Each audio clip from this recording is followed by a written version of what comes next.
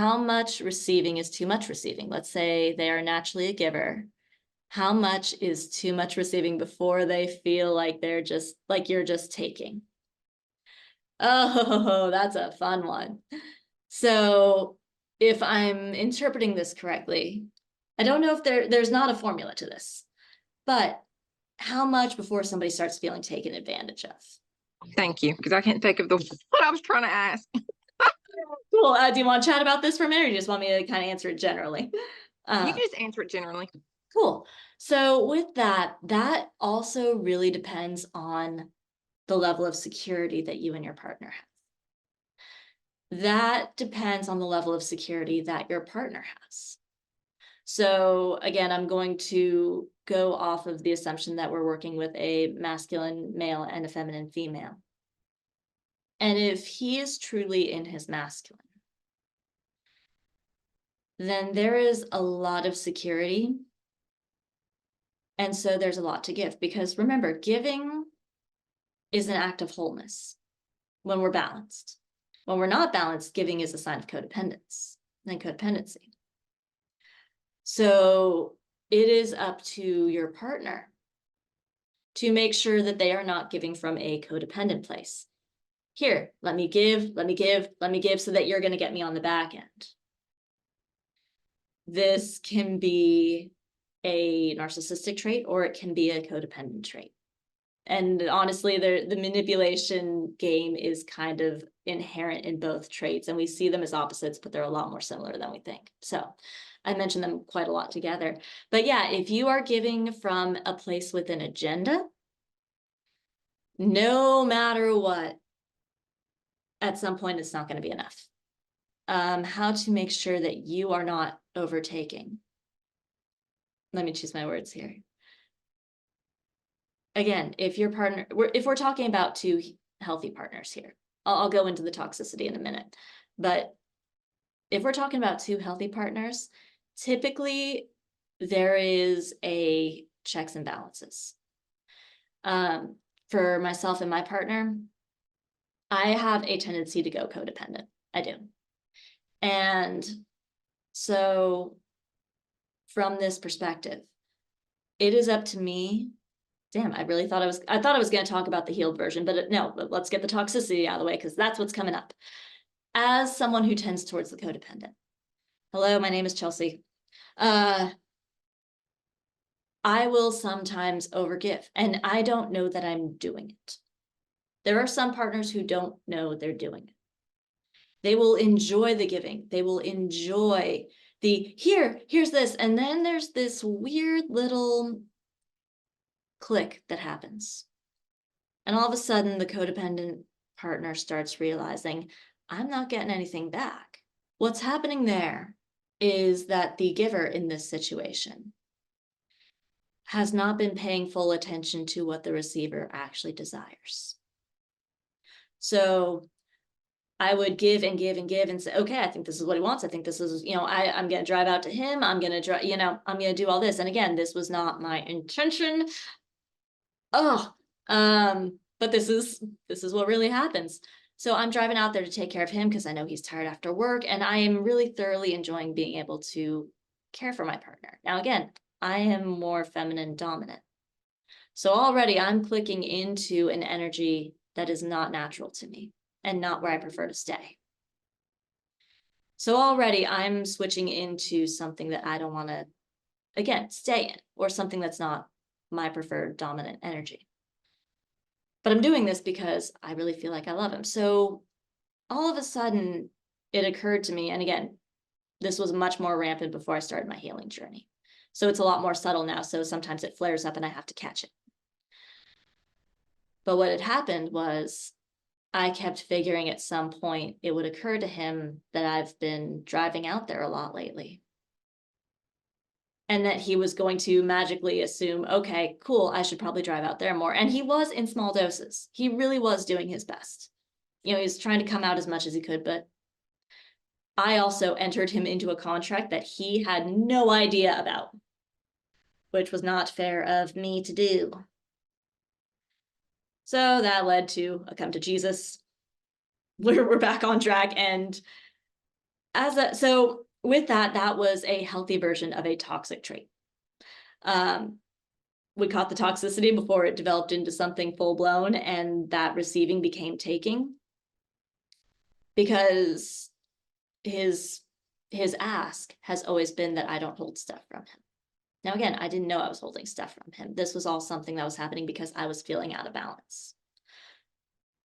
So firstly, making sure that you have a partner who's feeling balanced within themselves.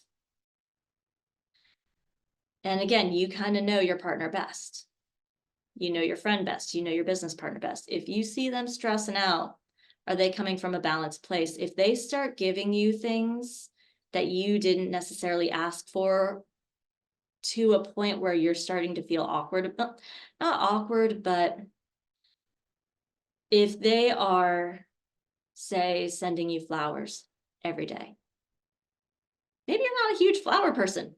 Maybe you don't even need them every day. You probably don't need them every day. Flowers last for a good week. And it's starting to feel like, this is a bit much. That's a time with a healthy partner to check in and say, hey, I know you're giving a lot. I really, really appreciate it. How are you doing, honey?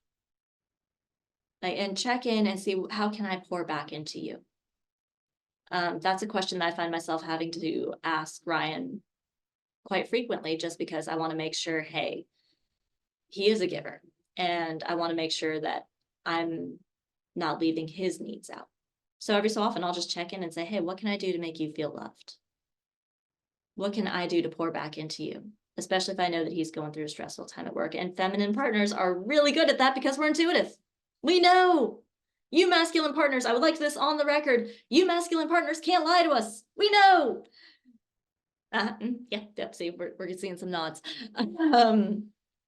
So how much receiving is too much before they feel like you're just taking? I think the reason why I'm going so far into toxicity is because in that question, it says before they feel like you're just taking. If you are in a relationship, we don't get to ever control how our partners feel. So that question puts us in a catch-22 already. How much do I allow myself before I have to start managing my partner's expectations?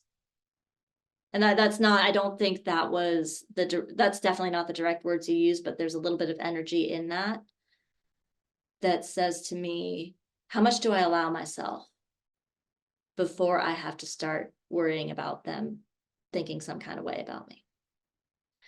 And that's another whole aspect of this conversation that I kind of do want to dive into, because we don't get to manage our partner's expectations. If they are a giver, it is also their responsibility to ask for when they need to receive. Again, I'll keep going back to it. We both have these energies and we are constantly clicking in. Sometimes we're stressed. We need to be in our feminine. I'm sorry, I need you to plan. I need you to take this off my plate. That's male or female, that's everyone. Sometimes we just need someone to take the lead and say, you choose dinner. I can't even manage like deciding dinner. I'm that stressed. So it's up to the masculine partner. If you're starting to feel off balance, if you're starting to feel on edge, if you're starting to feel like you are giving too much, or if you're starting to feel like you're expecting too much, again, if you're giving with an agenda and the expectation that that will be reciprocated, then you're not truly in your masculine. If you are giving with the expectation of reciprocity, that's not giving. That's a trade. That's a transaction. You might as well just pay $5 for it. But if you're truly in your masculine and you're truly a giver, it is also your responsibility to let those around you that you love know when you need to receive. Feminine partners, this goes for us too. If you are feeling like A, you're taking on too much of the masculine, or B, more importantly, keeping it in the line of the feminine. If you're feeling like you really can't make an action step, it is our responsibility as a feminine person to say, I need you to take the lead on this, or I need you to give me some direction. I need you to give me a jumping off point. I need you to let me know what you want.